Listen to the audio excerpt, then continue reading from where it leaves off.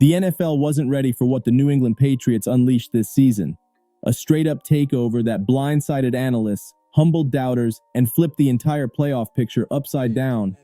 What started as a team labeled rebuilding and irrelevant turned into the biggest problem in football, and it hit the league so fast that insiders are still scrambling to explain how everything changed overnight. As sources claim, the transformation happened the moment Mike Vrabel walked into that building, bringing that old-school Patriot mentality mixed with a new-age edge that nobody in the AFC was prepared for. This wasn't the conservative, predictable, stiff Pats team the league got used to post-Brady. This was a squad built on aggression, young talent, and a quarterback who turned into a straight monster. Drake Maye didn't just develop, he exploded, playing with a calmness and swagger that had legends calling him the most clutch young quarterback since the early 2000s era. And after that AFC Championship win over the Denver Broncos, everything changed permanently. Every executive in the NFL suddenly had the same nightmare. What if this kid becomes unstoppable? The 10-7 slugfest in the AFC Championship wasn't just a game, it was a statement. Drake Maye handled the snow, the pressure, the national spotlight, and the Broncos' top-tier defense like he had been here for years. As insiders report, multiple scouts texted front offices that night saying the same thing: he's next. This is the new face of the AFC. And the wildest part is that Maye didn't just beat Denver's defense, he exposed everything they were trying to hide. Their lack of mobility, their miscommunications, their inability to adapt in blizzard conditions. All of it got put on blast the moment Maye kept extending plays and hitting throws that weren't supposed to be possible in that weather. Meanwhile, Mike Vrabel outcoached a future Hall of Famer in a chess match that had NFL commentators calling it the most physical AFC championship in years. The Patriots' defense looked like it was built in a lab for playoff football, suffocating pressure, violent red zone stands, and corners that made Denver's receivers disappear. Rumor has it Vrabel told his players pregame, "We're not surviving the cold, we're weaponizing it." And if you watch the Broncos freeze up while the Patriots leaned into the storm like it was nothing, you know that wasn't cap. Now the storyline heading into the Super Bowl is simple. New England isn't lucky, they're not a Cinderella team, they are a team built for chaos. And the league just found out the hard way. The Patriots didn't sneak into the big game. They kicked the door in, tore it off the hinges, and dared anybody to stand in their way. And with the Seahawks waiting across the field, every sign is pointing to the same conclusion. The Patriots want this more, they earned this more, and they are built for this moment. Drake Maye wasn't supposed to dominate this fast, not according to the doubters, not according to the preseason predictions, and definitely not according to the coaches who thought they had a read on the rookie QB class. But as insiders claim, the Patriots always knew something the rest of the league didn't. They saw the poise, the leadership, the X factor that analytics couldn't measure, and they built an entire system around letting him cook early. And once he got rolling, it was over for the AFC. The turning point came mid-season when New England ripped off a stretch of games where Maye threw for over 300 yards in 3 straight appearances, capped by that walk-off touchdown drive against Buffalo that instantly shifted the narrative nationwide. That drive wasn't just hype, it was the moment legends started calling him the closest thing to a young Tom Brady the league has seen in 2 decades. As sources claim, several retired Patriots players were texting each other during the game saying, "This is the one, this is the franchise." But what separates Maye isn't just the throws, it's how he handles pressure. Defensive coordinators blitzed him like he was a rookie who'd panic and fold. Instead, he started punishing every single disguise, every overload, every exotic front thrown at him. His mobility kept drives alive, his accuracy killed defensive momentum, and his decision-making got sharper every week. Insiders say New England's film department even tracked a stat showing Maye improved his passer rating in collapsing pockets, something normally only elite veterans can do. That's rare air. Then came the AFC Championship, the real test, the blizzard game. That storm swallowed Denver alive, turned their system into slush, and exposed everything they tried to hide about Jarrett Stidham's limitations. Meanwhile, Maye looked like the bad weather made him stronger. His footwork tightened, his reads sped up, his confidence grew by the drive. The conditions that froze Denver stiff became the exact conditions that turned Maye into a monster. One viral clip from the game, Maye shaking off an unblocked blitzer, stepping through the snow like he's walking on regular turf, and firing a dart to the sideline for a first down, had legends saying on live TV, "That's not normal, that's elite DNA." And the craziest part, As sources claim from inside the organization, Maye still hasn't shown the full playbook. Vrabel and his staff reportedly held back several designed runs and deep shot concepts specifically for the Super Bowl, saving their coldest tricks for the brightest stage. This is why the Patriots' run feels real. This is why the league is stressing, because the kid isn't just good, he's evolving weekly. And when a rookie quarterback becomes unpredictable, calm under pressure, and fearless in big games, the NFL has a new problem on its hands, a long-term one. When Mike Vrabel took over the New England Patriots, insiders say he walked into the building with a mission: turn the softest roster in the AFC East into the most violent, most disciplined, most cold-blooded team in the NFL. And the wild part is how fast he did it. From the moment he stepped in, Vrabel rebuilt the Patriots with an old-school blueprint mixed with a new-school edge.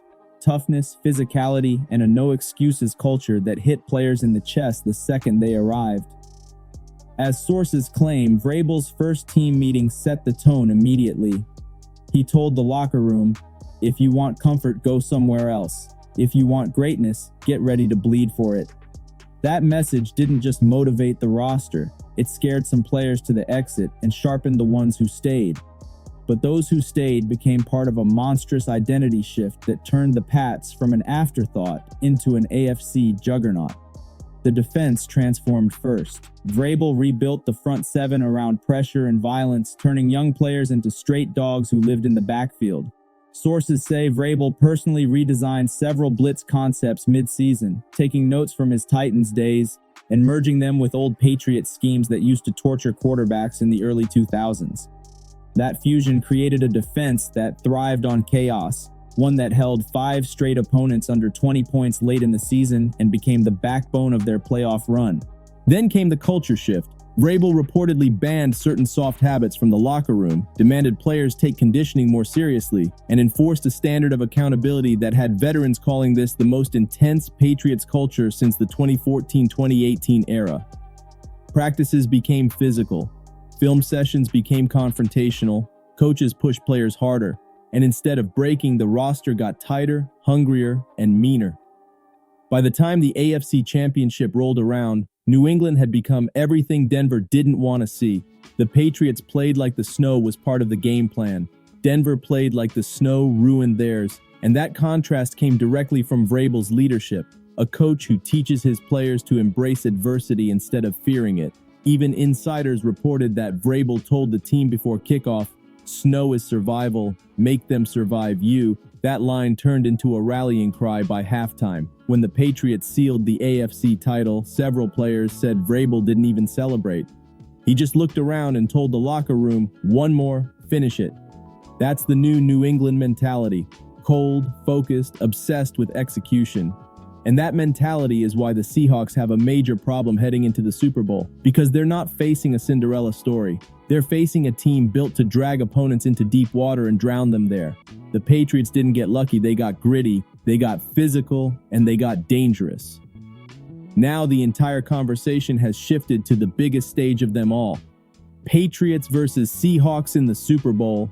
And while analysts are trying to play it neutral, insiders and former players are saying the same thing off camera. New England has the edge, and it's not close. There are 4 major reasons why this matchup leans heavy toward the Patriots, and every single one comes down to strategy, identity, and execution. First, the contrast between Drake Maye and Sam Darnold is massive. Darnold revived his career in Seattle and deserves credit for balling out under Mike Macdonald's system, but the Super Bowl isn't about regular season efficiency, it's about who can take over the moment.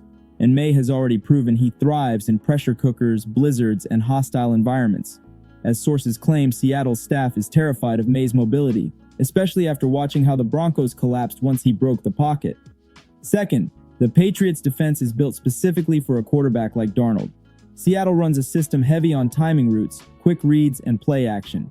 But New England's corners are physical, their linebackers read fast, and their pass rush has become a nightmare for QBs who don't improvise well. Darnold struggles against disguised coverages, and Vrabel runs more disguised than any defense left in the league. Third, the physicality mismatch is crazy. As insiders report, Patriots' offensive linemen have been bulldozing fronts all postseason, while Seattle's D-line has been inconsistent stopping power runs, and New England loves setting the tone early by smashing the ball downhill. If the Patriots win the trenches, and they likely will, Seattle's defense could be in trouble before halftime. Fourth momentum. Seattle fought hard to get here, but the Patriots are playing like a team possessed. They didn't just beat Denver, they erased them mentally, physically, and strategically. And teams that overpower their opponents like that usually ride the wave all the way to a ring. Sources claim several Seahawks veterans privately admitted they'd rather face Denver because New England plays too violent on defense and never stops attacking. That fear says everything. Add in the fact that Vrabel has been in Super Bowls as a player, understands this stage, and builds game plans that confuse even elite QBs. And suddenly, the Seahawks find themselves dealing with the most dangerous team in football. The Patriots didn't sneak into this championship. They conquered their way in, taking out teams with better records, better odds, and supposedly better rosters. This matchup isn't even about narrative anymore. It's about who has the killer instinct. And right now, the Patriots look like the only team in the NFL playing with destiny in their hands. This season feels different for New England, and not in a lucky way, in a destined way. Every championship run has a storyline that hits deeper than stats, and this Patriots squad has been living in that storyline for months. As sources claim, players and coaches in that building keep saying the same thing behind closed doors. This isn't a run, this is fate.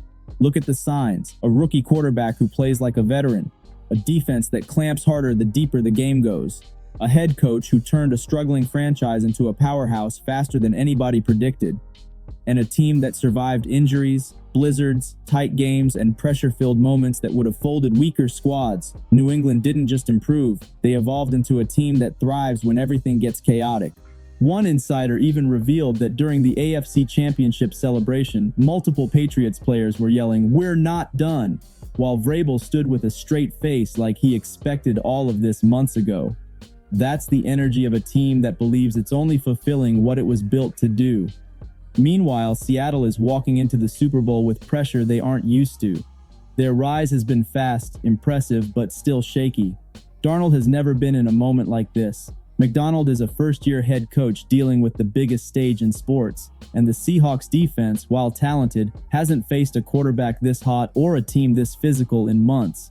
As sources claim, several NFC scouts believe New England's versatility gives them the biggest edge. They can win a 10-7 slugfest, they can win a 34-31 shootout, they can win ugly, they can win pretty, they can win in the snow, in the cold, or under the bright stadium lights. That kind of range is rare, championship rare. And then there's the Patriots' hunger. The franchise has spent years being clowned, doubted, and dismissed after the Brady era. This team carries that disrespect on its back every single week. Multiple players said this season felt personal, like the entire NFL forgot who built a dynasty in the first place. And now the Patriots have a squad young enough to build another one and savage enough to chase it down. This isn't about hype anymore, this is about destiny. A rookie QB playing like a franchise legend, a coach who has resurrected the old Patriot toughness, a defense that makes grown men look lost, and a team that refuses to slow down no matter the conditions. The Patriots didn't stumble into the Super Bowl, they forced their way into it, and now they're one game away from shocking the world again.